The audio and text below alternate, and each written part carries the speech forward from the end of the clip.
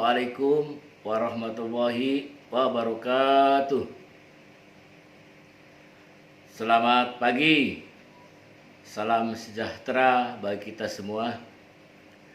Baiklah, Bapak dan Ibu peserta pelatihan yang saya banggakan, pada kesempatan ini kita akan sama-sama membahas materi akuntabilitas kinerja.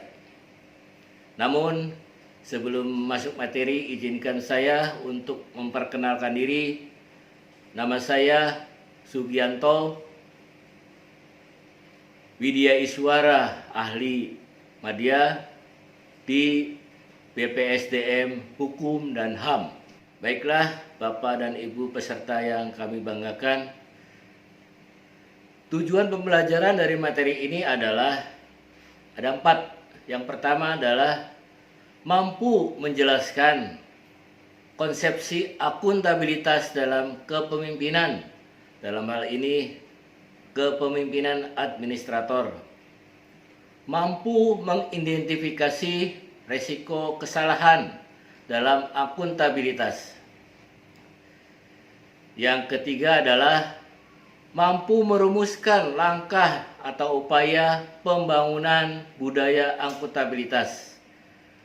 Dan yang keempat adalah mampu merumuskan langkah-langkah atau upaya-upaya komunikasi dan koordinasi akuntabilitas dengan atasan. Baik, Bapak dan Ibu peserta pelatihan yang saya banggakan, mengapa akuntabilitas itu penting? Akuntabilitas publik memiliki 3 fungsi menurut Boven 2007. Yang pertama adalah untuk menyediakan kontrol demokratis. Dalam hal ini peran demokrasi. Yang kedua adalah untuk mencegah korupsi dan penyalahgunaan kekuasaan. Dalam hal ini peran konstitusional. Yang ketiga adalah untuk meningkatkan efisiensi dan efektivitas. Jadi dalam hal ini peran belajar. Akuntabilitas kinerja merupakan hal yang strategis bagi organisasi, terutama bagi kepemimpinan administrator seperti Bapak dan Ibu sekalian. Karena sebagai langkah untuk menegakkan pengelolaan administrasi kepada pimpinan organisasi menuju good governance. Hal ini dimaksudkan agar individu atau sebagai pemimpin dalam pemerintah mampu mempertanggungjawabkan penggunaan anggaran yang digunakan untuk sebaik-baiknya dalam pelayanan publik.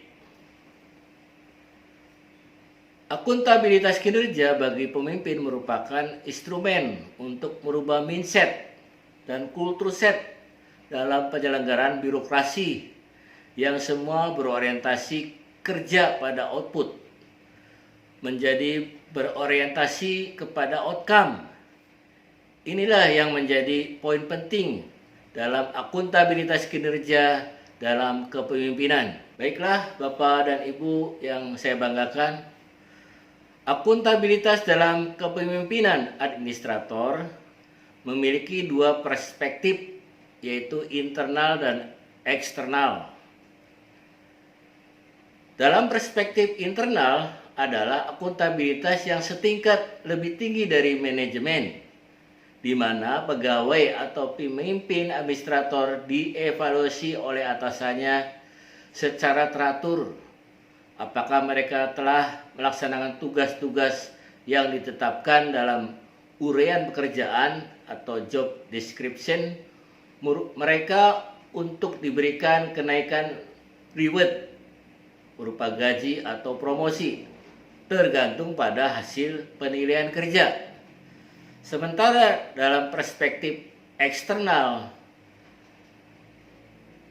akuntabilitas eksternal dalam konteks pemerintahan adalah bentuk akuntabilitas kepada lembaga pengawas atau penilai atau pemeriksa seperti Kementerian PAN dan RB, DPR, Badan Pemeriksa Keuangan, dan lembaga negara lainnya untuk menyampaikan kinerja mereka sendiri atau dalam kasus pejabat senior untuk kinerja organisasi mereka kelola.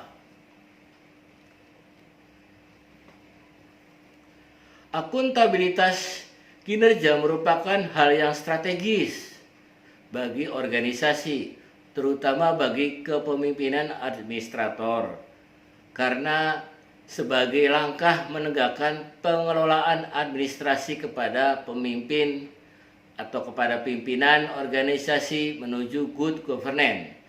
Hal ini dimaksudkan agar individu atau sebagai pemimpin dalam pemerintahan mampu mempertanggungjawabkan penggunaan anggaran negara yang digunakan untuk sebaik-baiknya dalam pelayanan publik. Akuntabilitas kinerja bagi pemimpin merupakan instrumen untuk merubah mindset dan kultur set dalam penyelenggaraan birokrasi yang semula berorientasi kerja pada output menjadi berorientasi kepada outcome. Inilah yang menjadi poin penting dalam akuntabilitas kinerja dalam kepemimpinan. Baik, kita lanjutkan. Mengapa akuntabilitas itu penting? Akuntabilitas publik memiliki 3 fungsi utama menurut Boven 2007. Yang pertama, untuk menyediakan kontrol demokrasi. Yang kedua, untuk mencegah korupsi dan penyalahgunaan kekuasaan. Dan yang ketiga, untuk meningkatkan efisiensi dan efektivitas. Baiklah, Bapak dan Ibu peserta pelatihan yang saya banggakan, terdapat 2 bentuk akuntabilitas sesuai dengan pendapat Mardiasmo 2006. Akuntabilitas publik terdiri 2 macam, yaitu yang pertama akuntabilitas vertikal. Akuntabilitas ini adalah pertanggungjawaban atas pengelolaan dana kepada otoritas yang lebih tinggi. Misalnya, pertanggungjawaban unit-unit kerja kepada pemerintahan daerah, pertanggungjawaban pemerintah daerah kepada pemerintah pusat, dan pertanggungjawaban pemerintah pusat kepada MPR. Yang kedua, akuntabilitas horizontal. Akuntabilitas ini adalah pertanggungjawaban kepada DPR dan masyarakat luas. Dalam konteks organisasi pemerintah, akuntabilitas publik adalah pemberian informasi atas aktivitas dan kinerja finansial pemerintah kepada pihak-pihak yang berkepentingan dengan laporan tersebut. Mardiasmo 2004. Terdapat 3 jenis akuntabilitas. Yang pertama, akuntabilitas keuangan merupakan pertanggungjawaban mengenai integritas keuangan, pengungkapan dan ketaatan terhadap peraturan. Yang kedua, akuntabilitas manfaat. Akuntabilitas manfaat pada dasarnya memberi perhatian kepada hasil dari kegiatan-kegiatan pemerintah. Jenis yang ketiga adalah akuntabilitas prosedur, merupakan pertanggungjawaban mengenai apakah suatu prosedur dari suatu pelaksanaan kebijakan telah mempertimbangkan masalah moralitas, etika, kepastian hukum, dan ketaatan kepada keputusan politis untuk mendukung pencapaian tujuan akhir yang telah ditetapkan. Dalam akuntabilitas juga akan menemukan risiko dan kesalahan. Penyelenggaraan negara merupakan unsur kepercayaan dari masyarakat. Baiklah, Bapak Ibu peserta diklat yang saya banggakan, di dalam akuntabilitas juga kita akan menemukan risiko dan kesalahan. Penyelenggaraan negara memerlukan unsur kepercayaan dari masyarakat. Kepercayaan tersebut dapat diperoleh dengan melaksanakan 7 asas penyelenggaraan negara sesuai dengan Undang-Undang 8 Undang-Undang Nomor 28 1999, yaitu kepastian hukum, tertib penyelenggaraan negara, kepentingan umum, keterbukaan, proporsionalitas, profesionalitas, dan akuntabilitas. Ajas-ajas tersebut dituangkan dalam bentuk pelayanan publik. Dalam pelaksanaannya, penyelenggara negara menghadapi berbagai macam risiko yang sudah seharusnya dikelola dengan baik dan benar. Manajemen risiko adalah suatu pendekatan sistematis untuk menentukan tindakan terbaik dalam kondisi ketidakpastian melalui identifikasi pemahaman, tindakan, dan komunikasi isu-isu risiko. Setiap instansi sektor publik memiliki risiko dalam kegiatannya melayani masyarakat. Kemungkinan besar risiko yang ada telah dikelola namun belum terstruktur secara lengkap.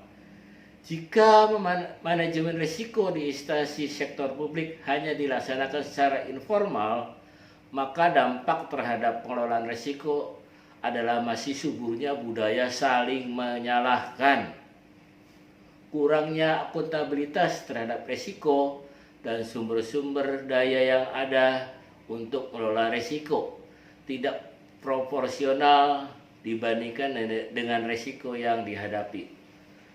Untuk memulainya diperlukan pemahaman yang mendasar tentang risiko dan kesalahan, bagaimana menilainya, menangani dan memonitor serta mengkomunikasikannya. Baiklah, kita lanjutkan. Identifikasi risiko dan kesalahan dalam akuntabilitas. Risiko dan kesalahan akuntabilitas menimbulkan dampak pada satu, kesalahan atau ketidaktepatan dalam pengambilan keputusan. Yang kedua, kesalahan dalam melakukan penilaian yang berdampak pada pemberian sanksi dan penghargaan. Berpotensi menimbulkan pelanggaran atau penyimpangan. Yang terakhir adalah rendahnya kualitas laporan keuangan merupakan risiko dan kesalahan dalam pengelolaan keuangan negara. Analisis risiko dan kesalahan. Kesalahan dalam pengelolaan keuangan negara dipengaruhi oleh 1. Lemahnya pengawasan dan pengendalian internal organisasi. Yang kedua adalah kelemahan pada administrasi keuangan itu sendiri. Yang ketiga, kelemahan pada akuntabilitas pengelolaan aset. Dan yang keempat adalah kelemahan pada proses pengadaan barang dan jasa. Baik, kita masuk pada analisis risiko dan kesalahan dari lemahnya pengawasan dan pengendalian internal organisasi. Langkah dan upaya atasi risiko dan kesalahan. Yang pertama adalah memastikan visi dan misi dan tujuan organisasi tercapai. Yang kedua, memastikan pengelolaan keuangan yang efisien, efektif, transparan, dan akuntabel. Yang ketiga adalah mencegah terjadinya fraud. Yang keempat adalah dukungan sistem informasi akuntansi yang memadai untuk terselenggaranya pelaporan. Adapun kelemahan administrasi keuangan, yang pertama, sistem pengeluaran keuangan negara transparan dan akuntabel, di mana harus tetap kontrol terhadap prosedur untuk mencegah kesalahan dalam pencatatan. Memperjelas mekanisme dan format penyusunan penyajian pelaporan keuangan dipahami oleh petugas. Memperjelas persyaratan dan alur persetujuan dalam pengelolaan kas atau kasbon. Mencegah ketidakpatuhan terhadap peraturan perundang-undangan. pengelolaan pendapatan dan belanja dilaksanakan sesuai dengan ketentuan. Karena ini berkaitan dengan waktunya untuk coffee break, jadi saya akhiri dulu, kita lanjut nanti setelah coffee break. Saya akhiri, tapi sebelum saya akhiri pada kesempatan ini, Bapak Ibu mungkin ada yang perlu ditanyakan? Baik, kita berhenti sejenak. Saya ucapkan terima kasih kepada Bapak dan Ibu peserta pelatihan yang saya hormati. Dan kita break dulu. Dan saya akhiri. Assalamualaikum warahmatullahi wabarakatuh.